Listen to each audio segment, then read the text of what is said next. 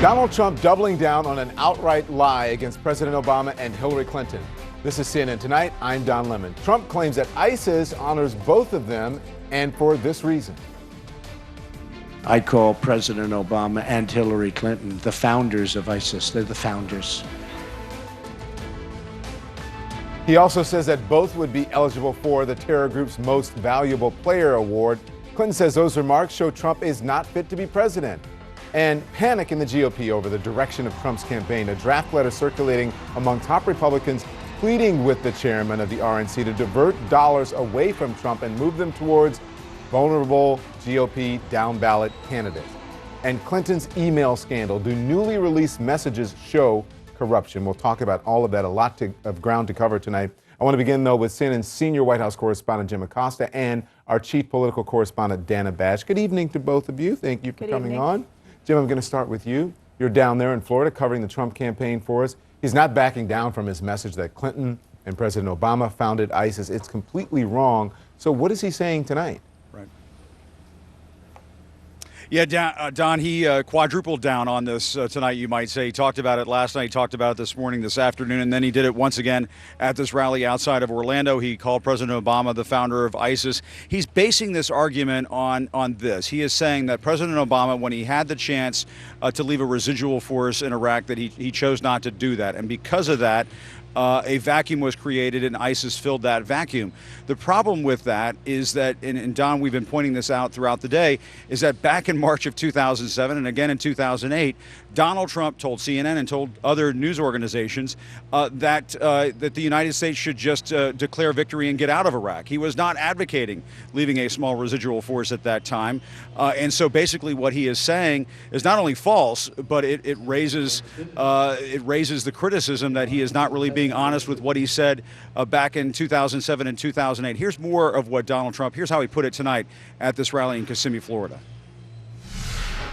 Barack Obama is the founder.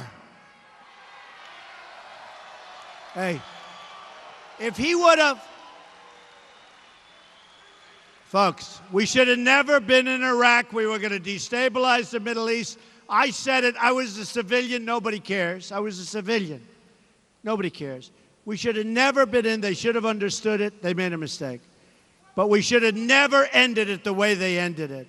By ending it the way he ended it, and he got everybody out, and he let them know when, and we're leaving, and they just sat back. They just sat back, and they went in. And I'll tell you what, Barack Obama, number one, is incompetent, and number two, remember this, number two, he is the founder in a true sense. If he would have stayed, I didn't want to be there, but if he would have kept a relatively small force, he probably could have prevented ISIS from forming. Now, a couple of things there, Don. Of course, you heard Donald Trump say there during that sound we just played that he didn't want to be there in Iraq. Of course, that is not something that he said in the past. In the past, he said before the Iraq War was launched, he said this in an interview with Howard Stern, that he was sort of giving tepid support for launching the invasion of Iraq. He said that in an interview with Howard Stern. The other thing we should point out, Don, is that the president is open to some criticism, and we've talked about this before, and that you'll remember when President Obama said to the New Yorker that he considered ISIS to be the JV team. So it does raise this issue as to whether the White House, whether the president once underestimated ISIS as a terror organization. But you don't hear Donald Trump talking about what is essentially fair game in terms of going after the president on this issue. And we should also point out Mike Pence, who we've seen in this role of doing cleanup after Donald Trump in recent days, told a crowd today that he believes that the rest of the country knows what Donald Trump is talking about when he says that President Obama is the founder of ISIS. He did not apologize for that either. Yeah, and Mike Pence supported going into Iraq and also the troops leaving as well. But Jim, you also noticed someone hanging a Confederate flag at the Trump rally tonight. What exactly did you see? That's right. And, you know, this is not, you and I have covered a lot of campaigns, Don, over the years. It's just something you don't see and you never want to see at a political campaign rally. There were three men. This was before Donald Trump came out. As there were warm-up speakers addressing the crowd, they hung up a Confederate flag here in this hall. And it took a good 15 to 20 minutes for the campaign staffers who were here, who were sort of, you know, their jaws were dropping and sort of wondering, you know, what do we do about this? It took about 15 to 20 minutes for them, along with local law enforcement officials, to convince these men to take down that flag. It came down once, then they put it up again, and then finally it was removed for the last time. Those men told our producers here on the scene here that they actually bought that flag, that Confederate flag with the words Trump 2016 on it, out in the parking lot from a vendor on site. So you have to ask the question, Don, what are vendors on site at a Trump rally, outside of a Trump rally, doing selling Confederate flags? That is not a question that we have an answer to at this point. But I will tell you, having covered a number of these rallies over the last several months, you do see Confederate flags out in the parking lot of these rallies from time to time. There was an African-American couple who went up to these men and started taking issue rather loudly with the fact that they were hanging this Confederate flag here. It was interesting to see at one point the local law enforcement officials here removed that couple, that African-American couple, from the scene here when they were yelling at these individuals with the Confederate flag. So it was a nasty scene that took place here for 15 to 20 minutes before it was finally removed once and for all. Donald Trump, I don't think, was the wiser. He did not even realize this was going on. He was backstage before the event and did not even know, or at least did not indicate that he knew that this was even going on, Don. Oh, boy. To Dana Bash now. Dana, you have a lot of new reporting today about conversations between Reince Priebus and Donald Trump. Take us through what you're learning. Well, Don, remember last week when Donald Trump declined to endorse House Speaker Paul Ryan in his GOP primary contest?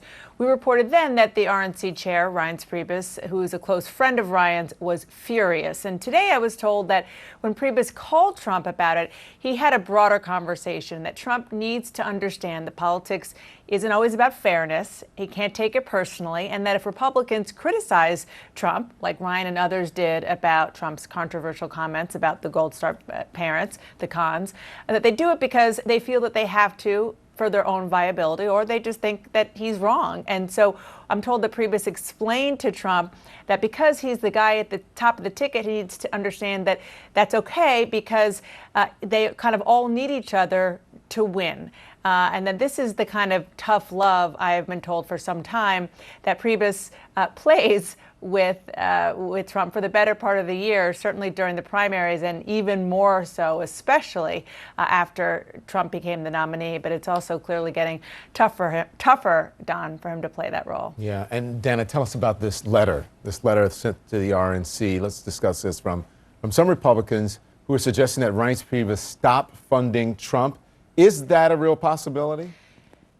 Is that a real possibility? Right now, the answer is probably no. I should say that this letter is still being circulated. As of earlier today, there were 75 people who have signed on. We're talking about mostly never Trump Republicans, some former congressmen, former GOP campaign officials, Hill staffers, asking Reince Priebus to shift party resources from the presidential race to congressional races to save GOP majorities there. I'll read you part of that letter. It said, quote, "We believe that Donald Trump's divisiveness, recklessness, incompetence, and record-breaking unpopularity risk turning this election into a Democratic landslide, and only the immediate shift of all available RNC resources to vulnerable Senate and House races will prevent the GOP from drowning with a Trump emblazoned anchor around its neck."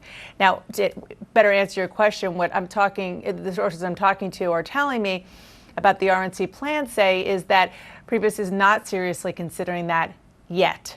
And the reason, for one thing, is that at this point, he's not really sure it would even work. Many vulnerable Senate Republicans especially are in presidential battleground states, so the races are probably inextricably tied.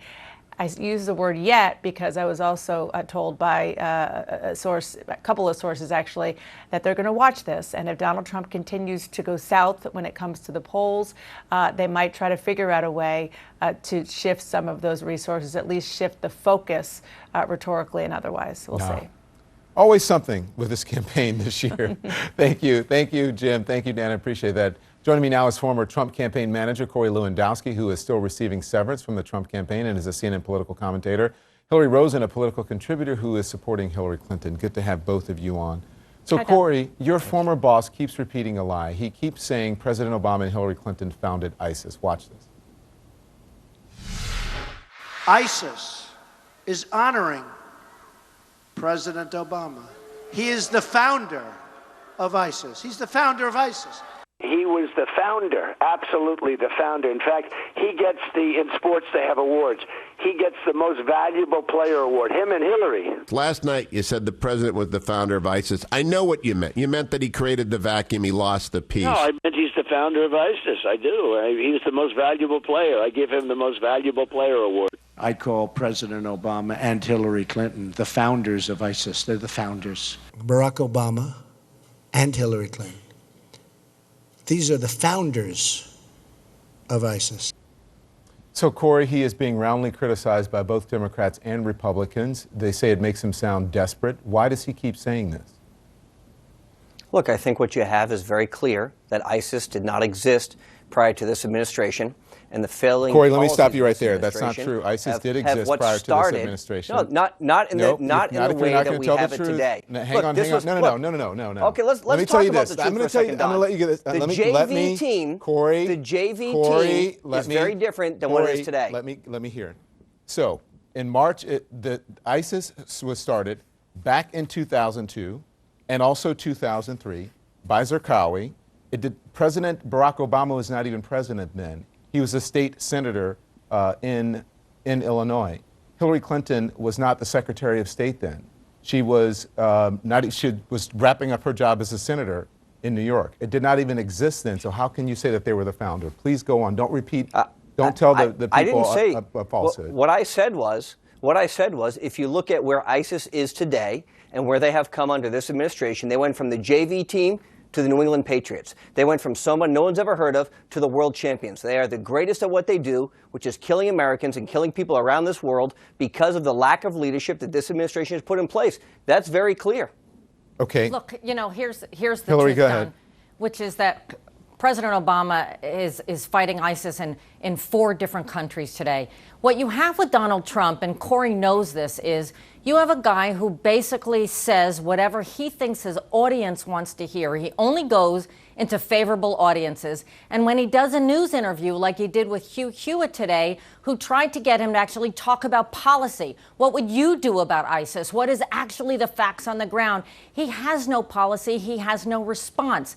The fact is that Donald Trump, called for the same withdrawal that Barack Obama actually executed from Iraq, and indeed supported the original invasion of Iraq. And so, we can't, thank God for CNN all day today, which is actually holding Donald Trump accountable in a way that other people don't seem to be able to. What he has to do is talk about what he would do different. How is he going to make a different choice than the president and the military is currently making, which is doing everything they can to try and destroy ISIS. He doesn't have a policy answer, so all he's doing is sort of creating this trumped up, no pun intended, rhetoric about the president that isn't true. I want to read this, and this is from, you can pick any fact check, okay? It says that Trump is pointing to the withdrawal of troops from Iraq in 2011 under Obama as a founding of ISIS. But experts say that the expansion of the Islamic State after that point cannot be pinned on troop withdrawal alone, Corey, if at all. And there is the fact that George W. Bush had signed the agreement and set the date for that withdrawal. It is a massively complex problem, according to foreign policy experts at the Research Institute program and people who are experts on the Middle East. It goes beyond one single policy decision about keeping or moving troops. Furthermore, Trump himself supported withdrawing troops from Iraq as early as 2007, telling our very own Wolf Blitzer on CNN in 2007 in an interview that the U.S. should declare victory and leave because I'll tell you, this country is just going to get further bogged down. Roll the tape. How does the United States get out of this situation? Is there a way out? You know how they get out? They get out. That's how they get out. Declare victory and leave. Because I'll tell you, this country is just going to get further bogged down. They're in a civil war over there, Wolf. There's nothing that we're going to be able to do with a civil war. They are in a major civil war. So how can he keep blaming Obama for that when he had the same position, Corey? So he had that position in 2007, which is now 9 years ago. It took the president until, what year did you say, 5 years ago, till 2013 to finally withdraw the troops. 2011. And what we've seen was 2011 to 2016, so 5 years it's taken. And for anyone that was according to the Status of Forces agreement that was signed by President I understand. Bush. For anyone to equivocate that ISIS is not stronger today than they were 5 years ago is either naive or ignorant. I don't know which one it is, but clearly they are much stronger they are today than they were 5 years ago. Go ahead, No, Hillary. see, Corey and Donald Trump think the American people are stupid. They're acting like the American people are stupid. That's why he says this all day long. That's why Corey's on TV saying it. You know, oh, President Obama's the founder of ISIS. The American people are not stupid. They understand that this is not simple, that it is complex, that there are, you know, thousands of experts around the world trying to address this. And yet Donald Trump wants everyone to think that all he needs to do is just come in and somehow set up some magic bomb that will get rid of ISIS. That is not the case, and it is offensive and insulting that that's how he's treating it all day instead of the serious, thoughtful problem that it is. Corey, the difference is Donald Trump was a private citizen, and he was very clear. And you guys continue to reference a interview from Howard Stern, which at best was a tepid response that said, yeah, okay, let's go in. And 24 hours after that Howard Stern interview, Donald Trump said we should get out as quickly as possible. He was in favor of first not going in, then getting out in 2007 so that ISIS did not grow. And what you're telling me now is it took 5 years. Stop attacking the president. What is his solution? Know what he said? No, the president is responsible. The president is responsible because he's the commander-in-chief. Don't forget, thousands of individuals were killed because of this, and trillions of dollars Let's do one point at a time, You know what the Corey. answer was? If we're going to go in Iraq, at least take the oil so we'll have something for it. We left the oil behind, and ISIS continues to have that money from the oil fields. The reason I cut you off, Corey, as you know, is because I want to make this as clear as possible. When you said 2000 or whatever, I want the American people and the viewer to know what are the facts and what people are coming on and just saying. So you mentioned the Howard Stern interview. Let's discuss the Howard Stern interview, okay?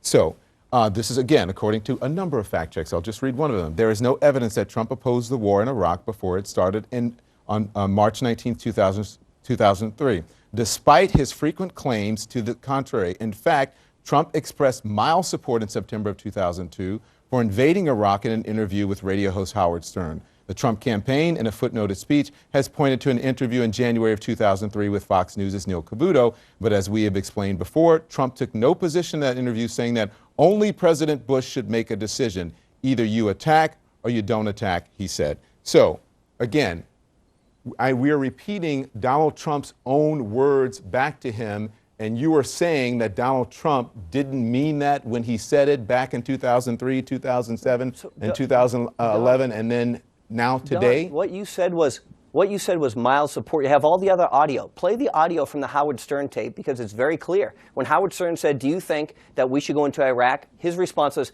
maybe, well, I don't know. And that's what you're basing this entire story on, that he was in support of the Iraq war. No, we're not basing an entire story. I'm just taking what you're saying and I'm explaining it to the viewer. That's it. And so we will get the Howard Stern interview and then we'll play it for you and then we'll discuss that as well. But I want you guys to stay with me. I need to take a break right now. Up next, Trump refuses to change course for the rest of the campaign, and he is hinting that what he's going to do if he loses in November already.